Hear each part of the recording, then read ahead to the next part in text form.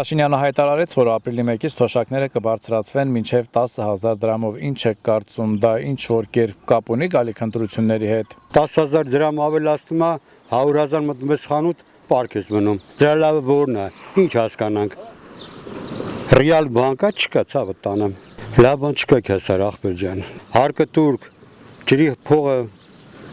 մի խոսքով ես իմ գյուղացու համար այդքան լավ բան չի, նա որ ապրում են էլի։ Երկու օր մեկ մտնում ենք խանութ ախպեր,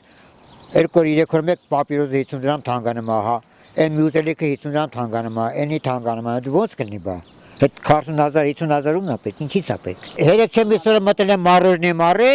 ախպեր, այսօր նոր հենց տղերքով առանք նույն մարոժնին 30 դրամ թանկացել էր ախպեր։ Պատրեմ ասում աղջի ջան, երեք չեմ այսօր էս գիրակ թանկացել է։ Ինչ ասես ախպեր։ Չէ օրեկան 2 օրը 1-3 թանկություն անեմ։ Այդ որ երկրում ատես բան։ 50,000 թոշակ ինչ է։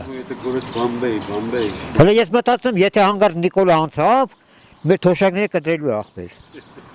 100%։ Մարդկան նստածա կնոպի տեղը չի մանեմ կամ չի մանեմ, որը պետք է սխմի ախպեր։ Ճիշտ եմ ասում, թե սխալ եմ ասում։ Այսինքն ձեռը դրած քնած ախպեր, ազգային ժողովում։ Հեռախոսներն են, մարա։ Հեռախոսն է, խաղում են, դու այդ պատկերատրումներից մի քիչ կրճատի տա թոշակառուներին։